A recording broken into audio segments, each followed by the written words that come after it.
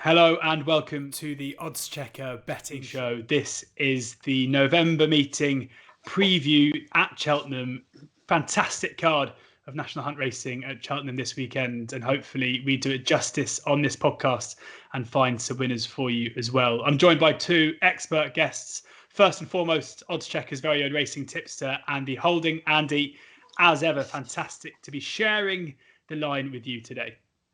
Yeah, it's a pity that for those of us who've been going to the Paddy Power meeting for the last 20, 25 years, won't get a chance to, grace the hallowed arena this year. Be a bit of a shame. It'd be a bit strange just watching on TV, but a shame that nobody can go because this really is truly one of the best 3 days you'll see.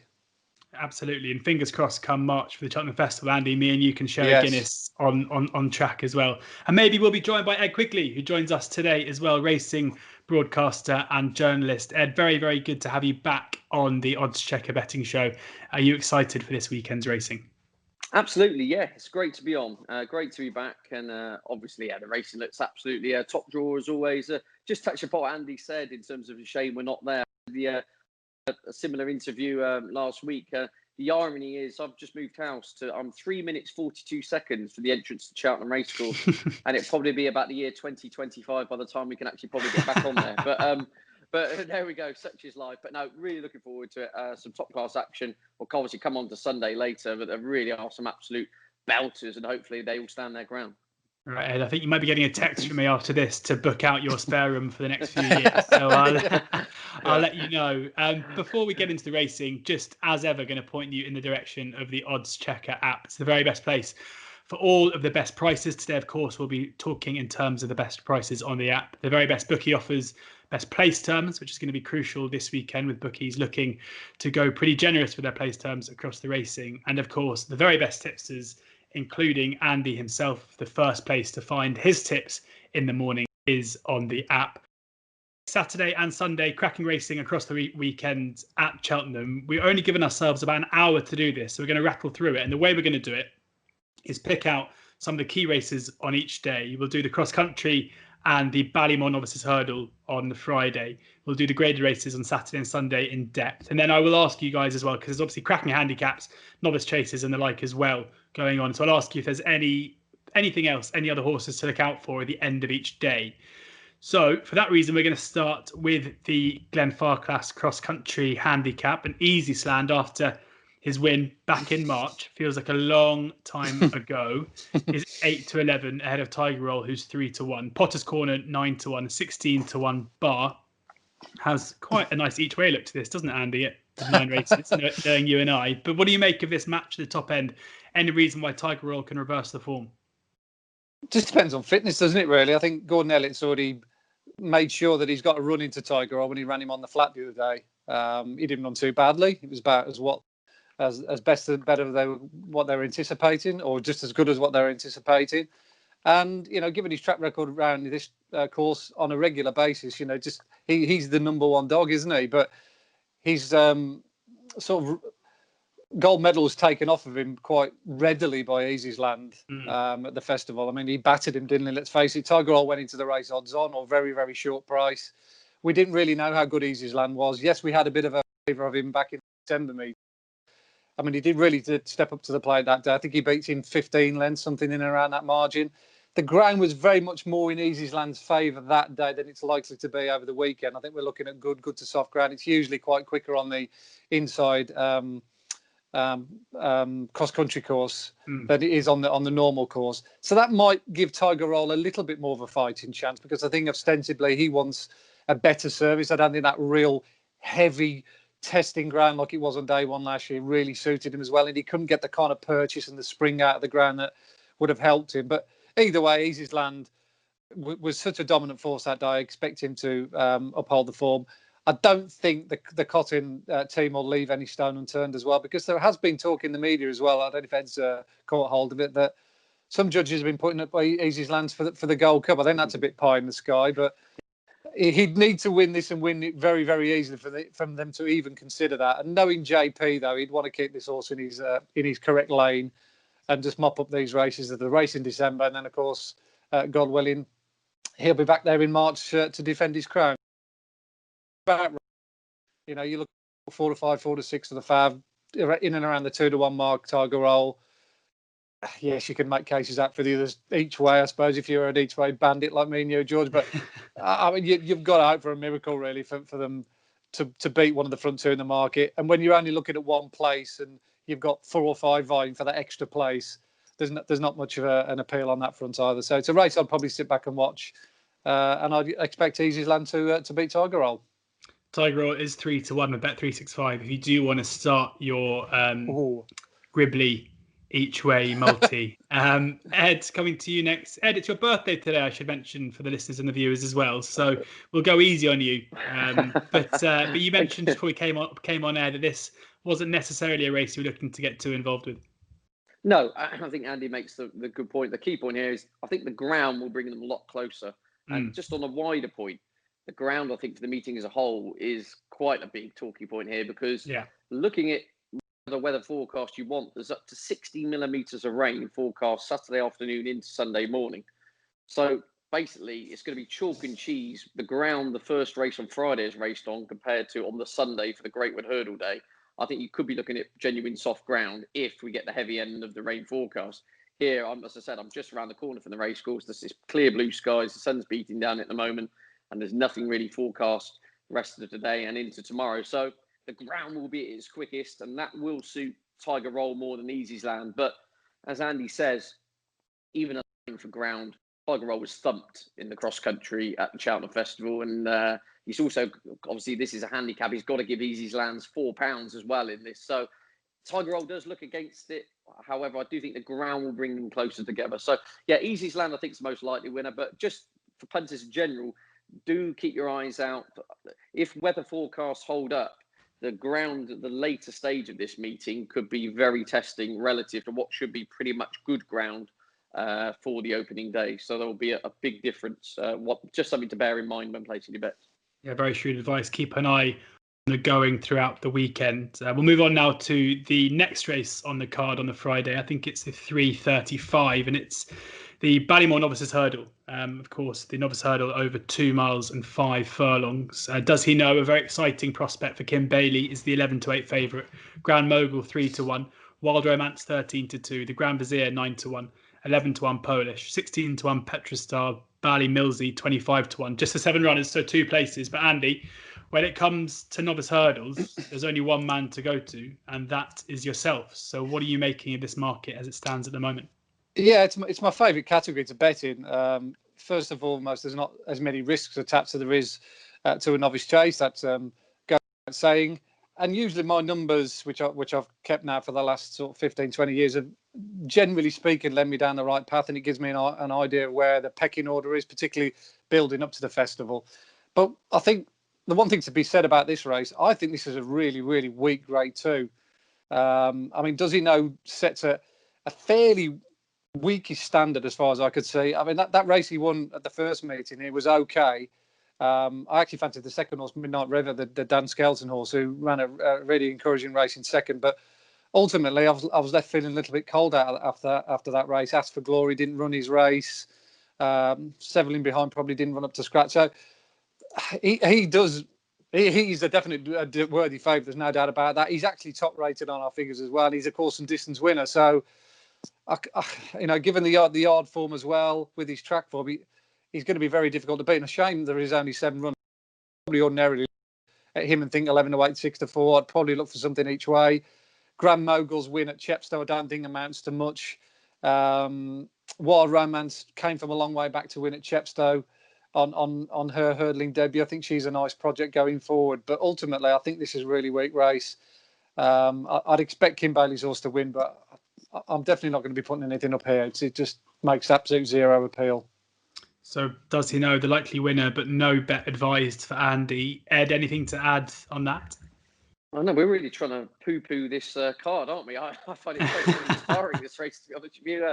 It does. You think, like, we had Tiger in this last year, and you go look back through the Roll of Honour, there's been some decent horses. I mean, Does He Know looks a decent horse in his own right, and in times I think will be. I mean, the way he stayed up the hill last time, I wouldn't be too surprised if he ended up over 3 miles sooner rather than later. But Grand Mogul won nicely in soft last time. Again, I just find it all a bit Don't quite know. I think Ballymillsy will improve for a trip. Plenty of stamina and pedigree. I think it steps up a furlong and a half from last time out. It's kind of plugging on the one place in third last time, but perhaps would prefer it if this race was on the Sunday. I think slower ground might kind of play to his favour, if you like. But I'm going to stop rattling on. It's a no-bet race. I'm going to see and see what happens, and perhaps take notes of this with the festival in mind, with perhaps the angle of where they go trip-wise after it. But it's a muddling little affair.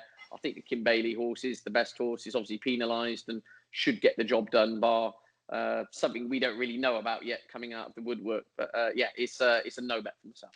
So no bet race there as well. This is, of course, a betting podcast, so we need to find some bets pretty soon. And Ed, I'm going to stay with you because now's the time to look through the rest of the Friday card. And is there anything that sticks out to you? Any fancies you've got elsewhere? Just two quick mentions. 225, the Novice Chase. Just more of a point of discussion rather than a tip, but Protectorat of Dan Skelton. I'm really interested. They've chose to run this horse in the 2.5 mile contest when he had the option of the 2 miler. Just given that they dropped him back to 2 last time out for his Chase debut, and he appeared to absolutely loved it. They almost took the all mankind approach. He bowled along in front, winged fence to fence, and that just seemed to open up a new lease of life. Whether they're going to have to try and ride in more restraint over 2.5, I don't know. I just thought that was an interesting move. The fact, the comments from Dan Skelton in the aftermath say he appeared to really love coming back to 2, and yet they seem to have kind of gone back to 2.5. Anyway, in terms of a tip, I have one bet on the Friday, and that is in the 405. It's the Novices Handicap Hurdle for David and Tom Scudamore. The Pipe's really going well at the moment. They're operating at around a 30% strike rate for the last month or so. They've hit early season form, and look, this is a very good filly who ran in the champion bumper, finished second on her hurdling debut over 2.5. She was a bit keen, a bit fresh. They dropped her back to 2 last time out with that run under about, and she won quite nicely, I think it has to be said.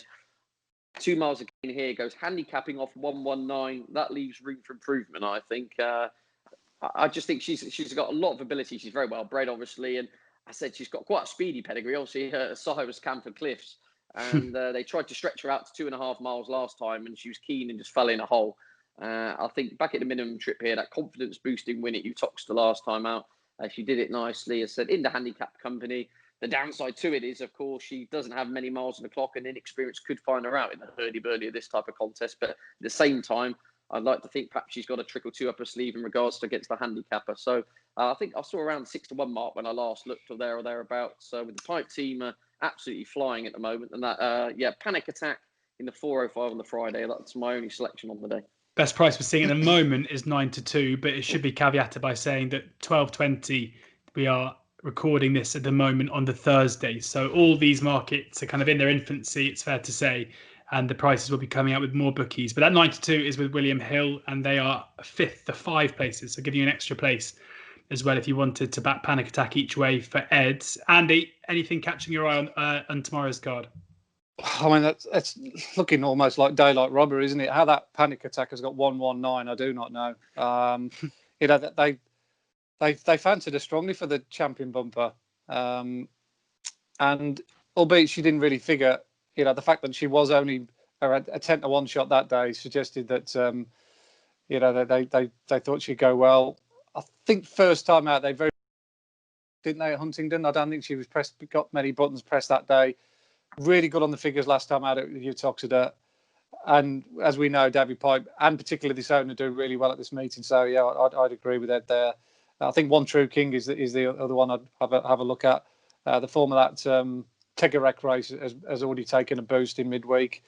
The Twist and Davis team are in good form. So I'd centre my attentions around those two. And in the 150, I thought the Gary Moore novice beat the judge, who ran quite well beyond Rouge Vif here at the showcase meeting. I thought he made quite a bit of an each-way appeal. 9 runners go to post. There's going to be 1 or 2, I think, having a run for further down the lines, should I say. Azuri maybe, and maybe the Venetia Williams also. I don't know, but I quite like the way that beat the judge finished off his race. I didn't think he took him a while to get into top stride that day, but the fact that he comes back here in a handicap, I think they've seen more than enough from him to be confident of a big run there. Beat the judge 6-1 at the moment with Bet365, Sky Bet and Bet Victor. That is in the 150 tomorrow. We'll move on now to Saturday's racing, and we'll talk about the graded races here, and that opens up with the JCB Triumph Trial, the juvenile hurdle, which is the first race of the day at 12:30. At the moment, as far as I can see, no prices out yet. I'll try and find them whilst we're speaking. But to run through the card, 8 entered at the moment. We've got Hell Red, Billy the Squid, Calvert Cliffs, Adagio, Jersey Grey, Balco Saint, Duffel Coat, and Historic Heart. Andy, any kind of appealing at this early stage to you? Well, Duffel Coat's the one that's already posted a listed win on the board with that win at Wetherby last time out. I think the ground is going to be crucial to him and to many others in this race. As Ed's already pointed out, we could get quite a bit of rain looking at the forecast. And the more it rains, the more I think it'll play into the hands of Hell Red, the Paul Nicholls horse. The day when he won at Chepstow, he didn't do anything spectacular on the figures. It was just a middle-of-the-road number.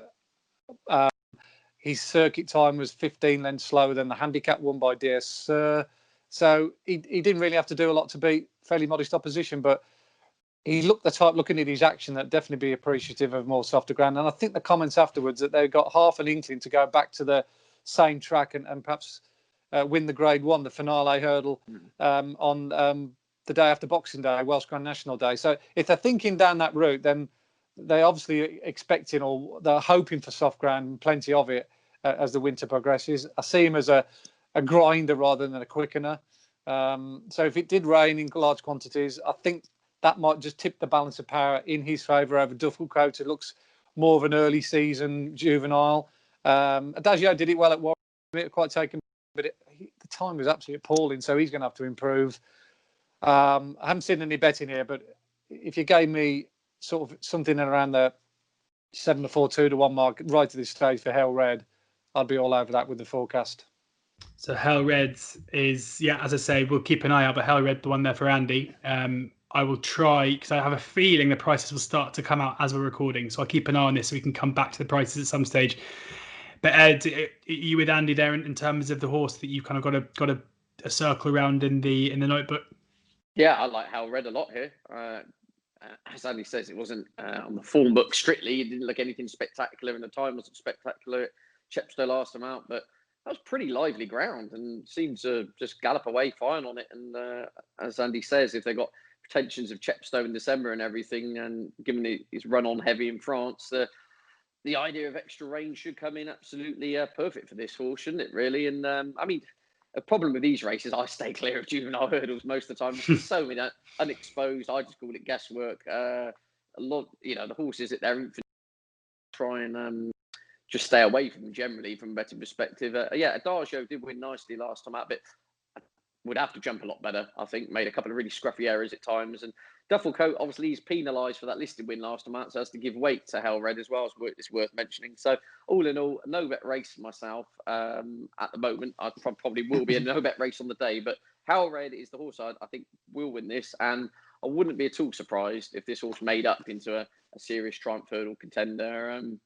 I know trainers' quotes have to be taken with a pinch of salt at times, but listening to Paul Nicholls in his early season kind of stable tours, he definitely has this one at the top of his pecking order, and wouldn't be too surprised if he ends up above average by the time if we're having a chat about this again in the spring. So yeah, Hell Red, I think, and Duffel Coat, they're the two to concentrate on, but Hell Red for myself.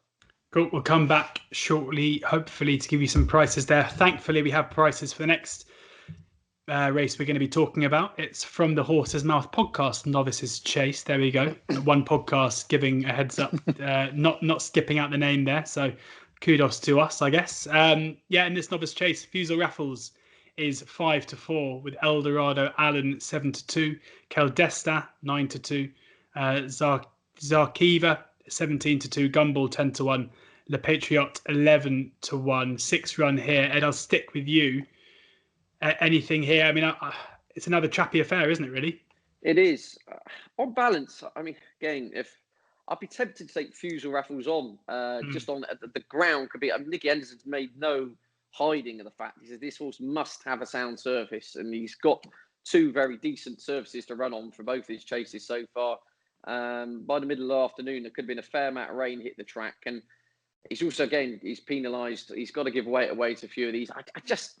Another thing I said I was on Sky Racing the other day, I just wondered in the back of my mind whether this horse wants 2.5 in time. I don't know why. Just something about me tells him. I think he was a little bit flattered last time out, personally. Getaway Trub, who hates Cheltenham, actually came back on the bridle, was coming to make a challenge at 2 out, then made another error. And I just wonder if Future Raffles, as you say, has been slightly flattered when you look at his 2 chase results so far. And on balance, I'll probably take on Eldorado Allen. I did think jumped quite nicely. A lot was expected of this horse at one stage, including last year. And a lot of the Colin Tizard horses in the spring just seem to be woefully out of form. The yard have really started to click in recent times. He won a decent novice chase. It will perform decently, shall we say, at Newton Abbot. You could argue the form to that has been let down to some extent because Stormy Island got turned over at Bangor at odds on. But given that a lot of the Colin Tizard horses have come on kind of £10-12 for their seasonal reappearance, wouldn't be at all surprised if Eldorado Allen went up another gear, if you like. And if the rains arrive, I don't think that will inconvenience him as much as it would Future Raffles.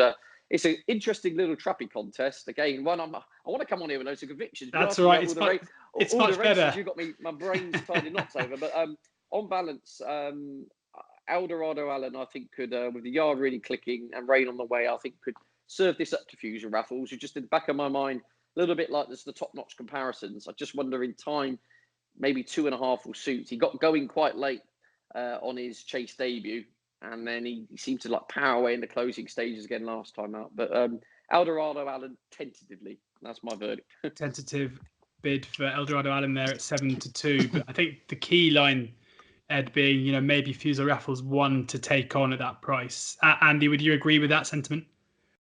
I certainly wouldn't want to take him on from a time figure perspective. On the day where everyone was waxing lyrical about Rouge Vif, this horse rather slid under the radar, but on every point of the track, doing sectional times like I do, he battered Rouge, which is a hell of a performance by a novice. I think he was something like 15 lengths quicker if you do split screens like I do, which, you just put 2 races alongside them, clicking from the same point and watch them spin round. So he's run to a level way beyond, I think, his current rating. But the ground is important to him. That was, a decent or good to soft ground, which it is at the moment. If it rains, then he might not be necessarily so effective. So he's priced up right on what he did the last time. But whether I'd back him right now at the price, I'd rather wait perhaps to a little bit further down the line. I do think Zarka Reeve is an interesting runner. She won't mind the ground. She won a good novice chase last time out and a fair time at Punchestown. And I think this is the race, correct me if I'm wrong, that put the kettle on one last year before she went on to win the Arkle. So I think it's very significant that Henry de Bromhead, who doesn't waste any bullets, he's not like, we'll just have a little social runner. He's coming here dead set. He thinks he's got an Arkle filly on his hands here. And she's been rather attractively priced at 15-2 currently. I would be less keen on Eldorado Allen, again, just based on pure numbers. It was a very slow time at Newton Abbot, and he's got a bit to find just strictly on hurdles form anyway with Cal Dastan, who beat him easily at Sandown. Gumball, again, he's held by Future Raffles on his Uttoxeter run. So all the sort of like intermingling form lines suggest that Future Raffles has got these covered. A lot depends on the ground, and if the ground does change, then I'll knock her over. So Zarkareva, 17-2 best price. That's with William Hill and Sky Bet. Future Raffles is 5-4. Move now on to the Paddy Power Gold Cup Handicap Chase, and it is a great field. We currently have 17 runners. Saint Sonnet and Simply the Bets alongside Mr. Fisher are the joint favourites at 5-1. Al Dancer 9-1. Slate House 10-1. Surya Lack 12-1 alongside Happy Diva 16-1 bar. At the moment, Sky Bet and Hills both go 6 places, a fifth 6 places. So interesting each way angles into that one. Andy, come to you first here. Who do you fancy for the Paddy Power? This is a fairly straightforward one for me. I just think Mr. Fisher's not saying a different class to this lot, but he is one of the class acts in this race. I think there's 3 of them that just stand out. Simply the Bets and potentially Saint Sonnet. Everyone's gone wild on Saint Sonnet in the anti-post markets. But strictly speaking, he has a bit to farm with Mr. Fisher on running the Marsh. But that Marsh chase, if you go back and watch it like I have done a million times, it's probably one of the most viewed races I watched at the Cheltenham Festival. Because, well, on that same day, you had 3 2.5 mile races. So it was a brilliant race to watch. All three were, with regards to sectionals and watch how all those races developed. And you can get a good angle in here to tell you how good that Marsh Chase was, because they not only beat the Ryanair Chase on that same card, they also beat the handicap chase by a country mile, and that was the one that Simply the Bets won. And it was probably from 3 out where that race developed. If you do like a split screen like I do, and then at that point they virtually touched down in line Simply the Bets and the likes of Sam Crow and Mellon. But from 3 out to the line, the novice chasers just went into an absolute different stratosphere to the handicappers. And by they come to the line, there was like about 25 lengths difference. The pace that they showed when they quickened up. And that's at that point in the race where Mr. Fisher got outpaced. He was about 4th or 5th as he touched down 3 out. And then and once he hit the hill and met the rising ground, he stayed on very strongly again. I think he wants a proper end-to-end gallop. I'm not saying that was a slowly run race by any stretch of imagination in Marsh. It was miles better than the Ryanair. It was miles better than Simply the Bets. I think he'll beat Simply the Bets because I just think he's a better horse. Fitness-wise, look, it's Nicky Henderson, isn't it? He's not going to come here leaving a horse like Mr. Fisher undercooked. I'd be a little bit worried, if I'm being absolutely honest, if it went really soft, because I think he's a genuine fast horse. I'd actually think he'd do well in a champion chase, I think, because he's that good. So I'd have that at the back of my mind if he went really soft. But look, I just think he's very well handicapped, and he's definitely one horse I'll be putting in my 10 to follow lists. Mr. Fisher 5-1 with 888, Unibet, Betfred, Bowl Sports, 10Bet, Sport Nation, Genting Bet, and Red Zone. So plenty of options out there for Andy's fancy. Ed, hard act to follow Andy sometimes. How are you going to follow that? Well, I'm glad Andy at the end threw in the words champion chase with Mr. Fisher, because I kind of agree and disagree with Andy on Mr. Fisher. I've been on an absolute rant about this horse in the last couple of weeks. I've put it out there and I've sent a message to Nicky Henderson. I believe Mr. Fisher is a 2-miler. And I know I'm in the minority and I'm happy to be proven wrong throughout the season. But his 2 best performances over hurdles came at Haydock and Kempton on good ground, where he really quickened up on speed tracks. And on RPRs, his best performance over fences came at Doncaster on good ground over the minimum trip, where he quickened up and went away. And Nicky Henderson's talking about even stretching him out to 3 miles before long. Obviously, one of us is totally wrong on way out, and I'm obviously seeing this horse different to everyone else. But I think I agree with Andy in the sense that I think he's a horse of real natural gears and pace, who bounces off a sound surface, perhaps ignoring all the trip discussion. The biggest danger to Mr. Fisher would be if we do get 3/4 of an inch of rain throughout Saturday, and it blunts his natural class and speed angle, because I do think he is the class act waiting to kind of come out of this contest, if you like, whereas a few others in here I think will perhaps get their trip and their ground on the day. But Mr. Fisher is definitely the grade 1 animal in here. I just do worry about the ground. Said if this was run on the 2nd or 3rd race on the Friday, I'd make him a strong favourite for this on the basis of the ground. So it's a little bit of a tentative one, but I would just love to see him. I would love to have seen him in a Tingle Creek, for example, or at least the Holden Gold Cup. But I suppose we'll never know from that angle. They're going for 2.5 and perhaps looking for 3. So that's my rant number 2 on Mr. Fisher over. So on that note, I'm going with Slate House, who of course was absolutely tanking this race coming to 2 out last year. I thought probably would have won, or at least gone very close to winning when capsizing. His the spring totally tailed off, didn't it? But in a way, that's a blessing in disguise in regards to his handicap mark for this, because he's now slipped back down to 152. So only £5 higher than last year. The more the rain, the merrier as far as he goes. He's got winning course form in the book, and the team are absolutely, Tizard team are really just started to click after a slow start. So they were in and ahhing whether, Colin Tizard said the Cheltenham Gold Cup is the long-term aim of this horse. It was whether to go for the Ladbrokes Trophy and go the staying route to begin with and continue that way, or start him off over 2.5 and then build him up in trip. But I just think his jumping can be a bit sketchy, but if he puts in a clear round here, rain coming in his favour, I think he's got to be there or thereabouts, and he's double the price of Simply the Bets. So that's kind of my angle in here. Slate House each way with a clear round. I'd be very disappointed if he wasn't in the 4. Slate House 10-1 at the moment. You get 10-1 with both Sky Bet and Hills, who are 6 places, so you get 6 there, Ed, for Slate House. We'll have to move on because we have so much to get through. We're going to touch quickly now on the handicap hurdle, the next race on the card, the listed race, 250. And T Clipper is the 5-2 favourite. Dandy Dan 11-2. Del Arca 8-1. 10-1. Bar after that. Andy, T Clipper the fair favourite. Oh yeah, without doubt. He's winning the silver trophy. He stands out here, doesn't it? It was the best piece of form coming into the race. The time figure was very good.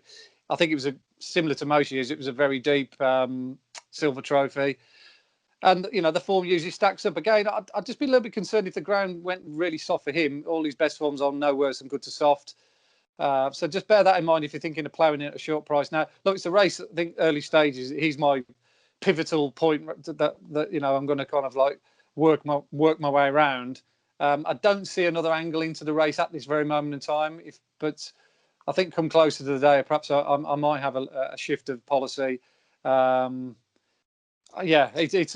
a race. I haven't done enough deep groundwork beyond him to find a bet yet that I want to be. So look, if I've got a short price favourite that I think's just a bit too skinny and I'm a little bit unsure about the ground, rather than trying to find one desperately to get him beat with, I'd probably just leave it alone for the time being. Interesting. Ed, any angles for you? I just thought on the blind side, he's been called a few names over the last couple of years, and quite rightfully so in some ways. But yet, it probably does him a disservice when you actually look at the overall profile of his form. He's won 3 of his 5 hurdle starts. He's not an actual chaser at all. And of all things, he was last seen in a jumpers bumper at Newcastle, wasn't he? So he's been doing the rounds, but he has slipped down to 145. So it's his kind of lowest official rating, if you like, in a handicap. He was 153 at peak, and he's price here for the Henderson team. I thought potentially he's a little bit overpriced. However, you have to factor that in against a couple of unexposed sorts in here who perhaps are going to progress past him. But he's double figure, as Andy says, kind of every horse has its price. And I haven't had a play in this yet, but on the blind side at double figures does make appeal because off 145, this is, he's got plenty of winning course form in the book as well. I wouldn't be at all shocked if he was in the mix. On the blind side, 12-1. We've had owner Mike Spence on the podcast a couple of times. I remember a couple of years ago, and fair to say they thought of this horse very, very highly then. So it'd be great to see on the blind side returning to some form at Cheltenham on Saturday. The last race we're going to quickly touch on before I ask you if any other business. I personally try never to bet in bumpers, but we'll quickly mention the bumper on the final race of the day. LA Bell is 5-2 favourite. You can never 7-2. Ishkara Lady 11-2. Alavina 10-1, 11-1 bar. Andy, it's interesting how you are, on the flat stuff, you like your 2-year-old races, the national hunt stuff, you're good with your novice hurdles. Where does kind of bumpers fit into that? Because I guess it's kind of a similar thing where you can look at the speed figures of all the horses. They've had a couple of runs. You can see maybe where the market doesn't necessarily differentiate between the difference of the quality of their previous runs. The problem is with betting in bumpers and using time figures as a guide with bumpers is that they can be a little bit unreliable because let's say I've got a horse that's run an amazingly quick time. It doesn't mean to say that it'll do it again next time out because it'll, unless it's a front runner, it's because the dynamics of the race might not play into its hands the next time. It might be in a slowly run race. Whereas on the flat, they tend to run, fairly even time, like most of them. Figures I've got good look at this race and the ones that have come out well. The quickest 2 I've got so far are Ishara Lady, who's just had its form boosted, funny enough, by the horse that chased it home, Ludlow, won the first race today. So I don't think she'll go well. And the other informed bumper team is Anthony Honeyball. And that Canva, the one that won down at Fontwell, that was only a 1.6 mile bumper, but God almighty, its legs were going 2 to everyone's 1 at the finish. Won by 20 lengths. Again, an incredibly quick time, but it's sort of sectional time from like where the second last hurdle was to the winning line was just phenomenal compared to everything else on the card. So I think those 2 have got the best engines, and if they go a good even gallop for both of those 2, we know that they can run a good end-to-end gallop. I wouldn't think this will be a crawl, so I'd be quite confident of either one of those 2 coming out on top. But if forced, I'd probably go with Canva. So You Can Never is You Can Never, sorry, yeah. 7-2. Ishikara Lady 11-2. Ed, any view here? Well, just when I was watching LS Bell, if you pronounce it like that, I just sat there and thought, wow. But obviously Andy's looked at the time things and everything, and it's nothing jumping off the page. But in terms of just a visual impression, I thought she looked absolutely terrific. But then you could throw that in about the anti-Honeyball filly, could you, and a couple of others in here. So I'll stop rattling now. No bet.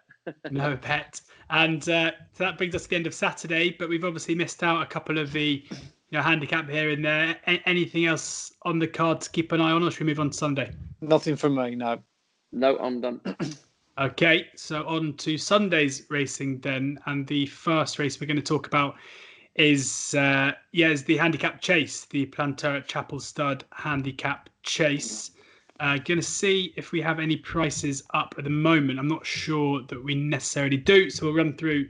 There are plenty in there at the moment. Andy, coming to you first, and then we can discuss any that you're circling, because obviously, sadly, without the prices, it's pretty tricky. Andy, who do you? I know we do have. I've got prices now. Perfect. Look at that. West Approach is 5-1. Discorama 6-1 alongside Yala Enki. Captain Drake 13-2. Cloth Cap 8-1. Pim, Ramses to tie, both 10-1, 12-1 bar. There we go. That was easier with prices. Andy, what do you? Yeah, literally saved by the bell there. Andy, what do you fancy here? Quite like a couple actually. I thought Pim was very impressive the other day at Sandown, beating a good rival. Obviously, it was a small field and a fairly tactical affair, but he's got a hell of a lot of talent. This horse, he's one of the only few horses who's managed to beat Imperial Aura. I mean, he absolutely battered him as well, didn't he, around the track last year? So I'm seeing double figure quotes for him. That could look a bit. I thought sympathetic ride first time out, in keeping of a lot of John Joe's horses when they've been teed up for something else. He ran well at the festival in the amateur rider race, but he goes through his races really well, Cloth Cap, and he strikes me as the type of horse that, off his current mark, could be definitely dangerous as the season progresses. So, without whittering on about too many, those are the two that stood out when I first looked at the race: Pim and Cloth Cap. Cloth Cap 8-1, Pim 10-1 at the moment. Ed, who are you adding to that list? Ramses Tay is interesting. I just thought, if, again, just harping on about the ground angle, if the rains do continue and this is a proven stayer on soft ground, I had a nice little prep run in France, if you want to call it that, over hurdles last time out. Back over fences off 149. If the heavens really did open by Sunday afternoon, this became a test of stamina. So this is a horse that has no issue with staying. We've seen that from Welsh Nationals, etc. And I think the ground was absolutely bottomless when he won at Haydock, wasn't it, in the Grade 2 hurdle back in February. So again, we don't have the final fields in front of us, and there's a lot of guesswork with the weather as well. So there's a large element of trying to kind of narrow the percentages. But I would just say, keep your eye on the weather as far as the David Pipe runner is concerned there. On decent surface, I wouldn't entertain his chances, but if it just turns into I don't think he's out of the equation. Ramses to tie 10-1. Worth pointing out as well, again, that we're recording this on Thursday. So just be wary that you want final decks in before you have your bet, maybe, because these are not confirmed runners. And if they do come out, you will not be getting your money back, sadly. So possibly worth waiting for the race for the final decks to come in. On now to the 2:25 on Sunday, which is the Schluer Chase. Defi de Sol is 5-2 ahead of Rouge Viv. Put the Kettle on 7-2. Rouge Viv, is 11-4. So Royale 7-1. Duke de Genevra and Riders on the Storm 8-1. This surely one of the highlights of the weekend, Andy. Where do we expect Defi to bounce back? Where do we rank that performance from Rouge Viv? As we've already mentioned, Put the Kettle on, a serious contender as well. I actually think the Sunday's the best card collectively, pound for pound. Great handicaps, lots of interest all the way through, and this by far and away is the best race of the whole 3-day meeting, as far as I can see. Yeah. Most of the big guns have stood their ground, which is refreshing. Obviously, Defi de Soy, I think he's very much ground dependent, and he just didn't handle the ground. He went past the stands in front of me. I stood on the lawn last year, and I thought, this horse is beating the champion chase. Whether he was a victim of like one or two hard races or what, I don't know, but he's not a very big horse, so he wouldn't want a complete bog first time out. Whereas I do think Put the Kettle on, the filly down the bottom, she's my champion chase tip, which I tipped during lockdown. I'm hoping that she gets similar conditions to what. I think she was massively underestimated. Her time figure was very good. The form's all beginning to work out. Al Dancer, Rouge Vif, and I still think she'll probably sneak under the radar come Saturday. But Henry de Bromel, as I say, he doesn't just target these races and think, oh, this is a prep run for another day. He's going to come here with all guns blazing. There's no doubt that he'll leave no stone unturned. She'll go off in front. She just tries. She gets her head down. She jumps spectacularly. She was ready to rock and roll first time at this meeting last year. So I've got no hesitation of putting her up for this race. So put the kettle on the one for Andy. Ed, as you said, cracking race this, maybe the best of the weekend. Where's your money going? Stunning race, isn't it? And listen to all the training quotes. Pretty much you'd hope they're all going to make it. Again, the ground is so pivotal to this contest. Literally, if the rain materialises, I wouldn't be too shocked if Rouge Vif and Sorel declared non-runners, to be honest with you. If we get 16, nearly 20 mils of rain. Conversely, I think Defi de Soy as well probably wants a half-decent surface. But then the opposite way, put the kettle on, the more the rain, the merrier. Duke de Geneva, 1.5 on an absolute bog. Riders on the Storm would like testing ground as well. This, unless the ground ends up good to soft, this race is going to go one or two ways in terms of who turns up and, as a consequence, the prices of the horses. I would love to see Rouge Vif have a crack at this opposition on a sound surface as last time. You know, this is a 6-year-old, not many miles on the clock, looks to be progressing and just looked really exciting, the manner in which he got from A to B, albeit in handicap company, but looks worth a crack at this level on the basis of that. But again, I just think, unfortunately, it could be a case of the luck of the draw with the days. I see Harry Whittington, he'll be absolutely wincing into his porridge, won't he, on Sunday morning if the rain materialises, because it'll just blunt all his natural speed and verve. And so definitely De Soy is the funny one.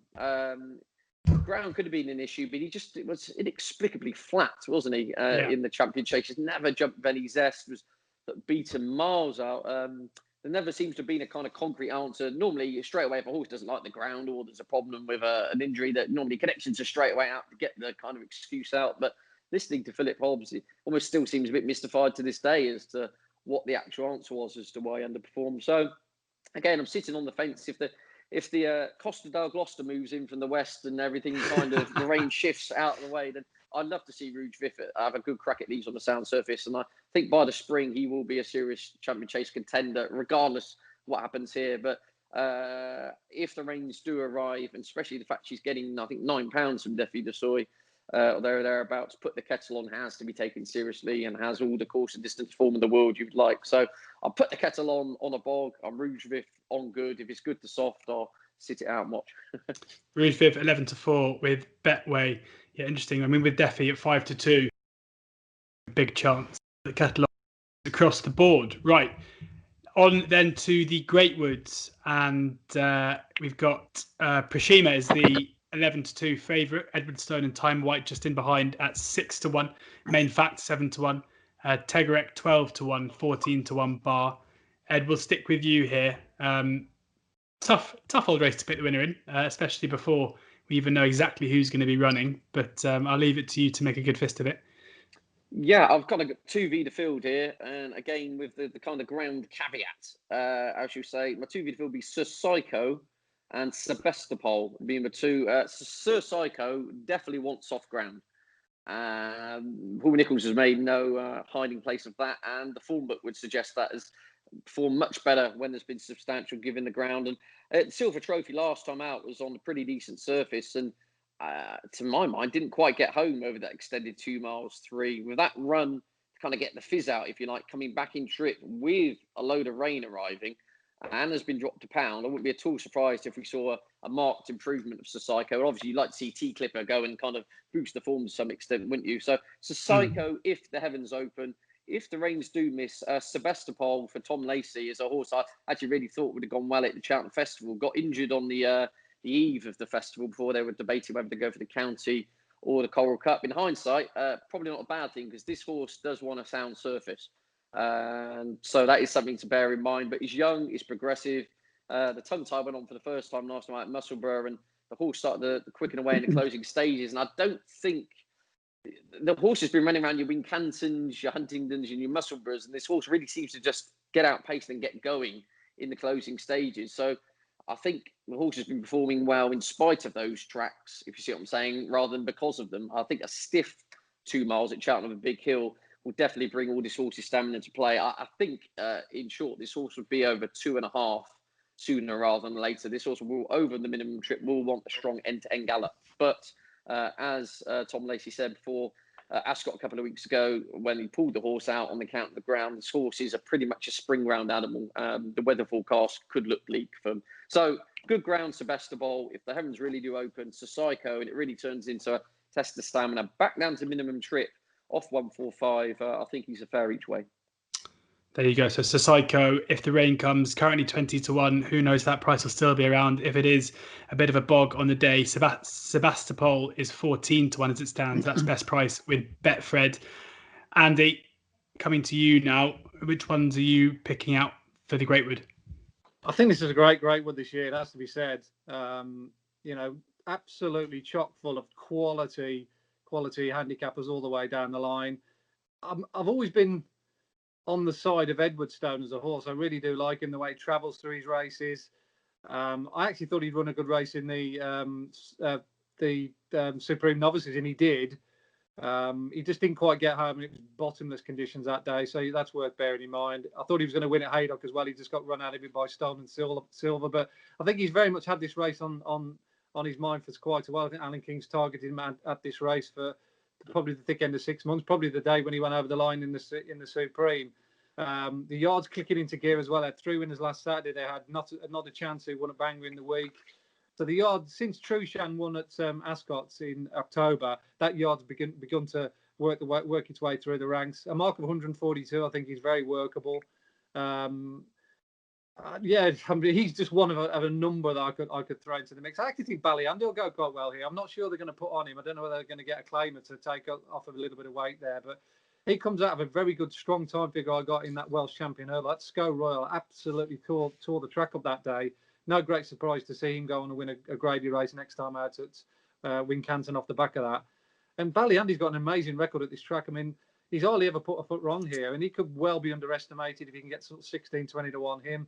And a lot depends on this race as well with your jockeys. We can go on about form and racing and what have you, but you've got to have a jockey. I think he's going to be switched on here, and he'll probably go the widest of all. So you need to probably be backing a jockey who uses his brain and goes round the outside, because I think come Sunday, the inside of the track will be churned up. If they get all the rain, you want someone who's thinking outside the box. So again, that's another little angle to look at. But as it stands at the moment, just on pure form, numbers, and the way I see it, I think Edwardstone is a very strong, or one of the strong market leaders, with Ballyandy as a bit of a wild outsider. Edwardstone 6-1 with 365, Hills and Unibet as short as 4-1 elsewhere. So maybe a sign of what's to come in the market.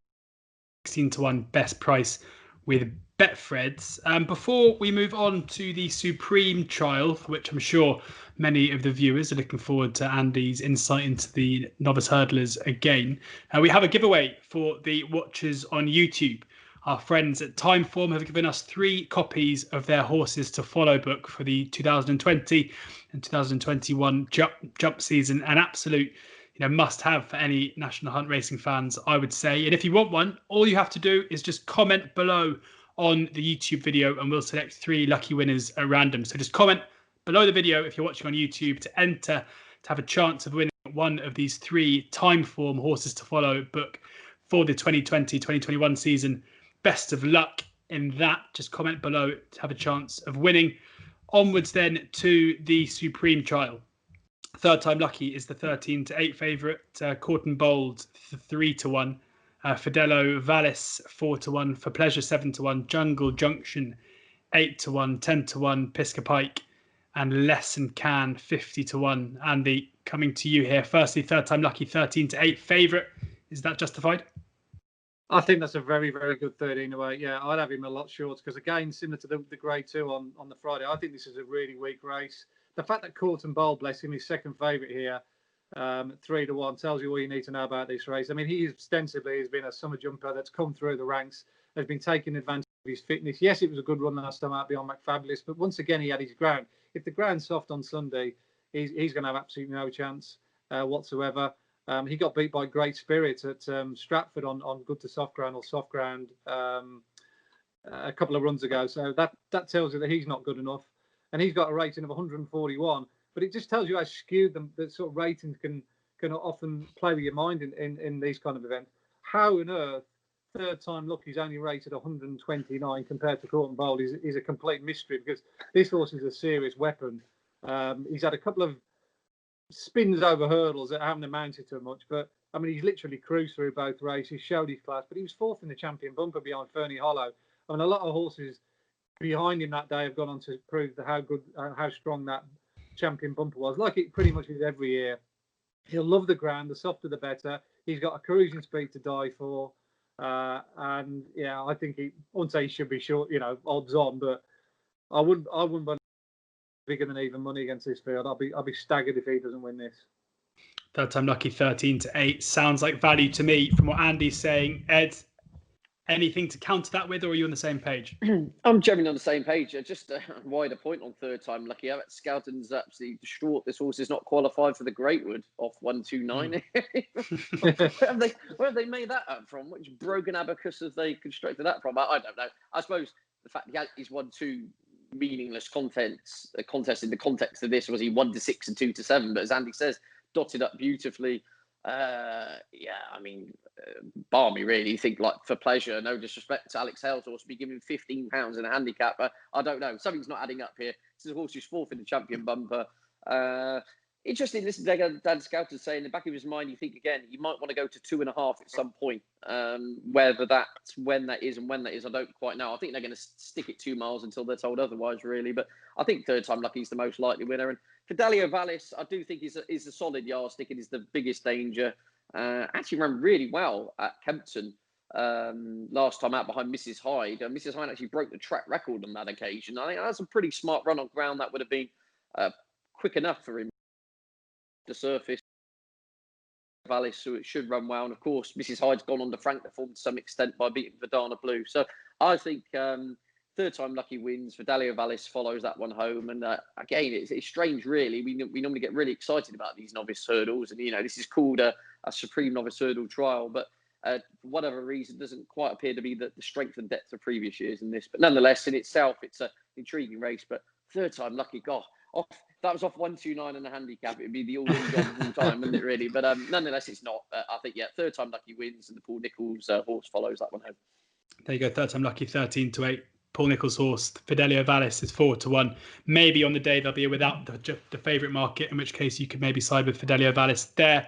The last race of the day is another bumper for which there's no betting at the moment. So at this stage, I will just ask you guys, before we're done, if there are any other horses running on the day, any other races on the card that you want to touch on? In the bumper, I do think Oliver Sherwood's got quite a nice horse on his hand. Grand Dame, who won at Newton Abbey the other day. They won a good gallop that day. There was a previous winner that made the run in and set a good gallop. I like the way this horse stayed on in the latter stages. Comes from a set of owners who must think that everything they touch turns to gold at the moment. The old Rouge Vif colours. Every time I look up on my telly, they've got one that's just gone and won. Usually for Harry Whittingham, but Oliver's not missing out with it as the net is cast a little bit wider. But he looks a horse who's got plenty of stamina. So come Sunday, if they want to go good gallop in a race like that, round a track like that, I think it'll suit Grand Dame. Grand Dame in the bumper, the last race on the Sunday. Then there we have it. Then I did say that I'd give you guys a price for the Triumph trial, and they have just come out, so that's good. And it's almost like you guys know what you're talking about as well, because Hell Red is the 6-4 favourite, Dufflecoat 15-8, Adagio 13-2, 11-1 bar. The three horses mentioned, the three at the top end of the market. Any surprise by those prices? No, I'd probably say that's a really good double, actually. I thought Hell Red would be a little bit shorter now. I'd probably say 6-4 for that, along with Third Time Lucky. That's a decent, nice little chunky double for those that don't want to be betting in the handicaps and just want to just play the ones where they're almost a little bit more risk-free. But there you go. Perfect. Hell Red and Time Lucky, the double. Thank you guys both very much indeed for joining us today. Always great to chat about the racing over the weekend, and fingers crossed we've got some winners.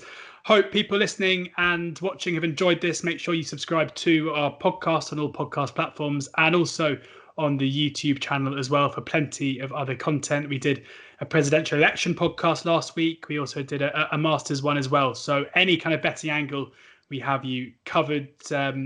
Do comment below for your chance to win a Timeform Horses to Follow book, and do join us again very, very soon, where I think Andy and I are going to be talking about some horses to follow for the National Hunt season.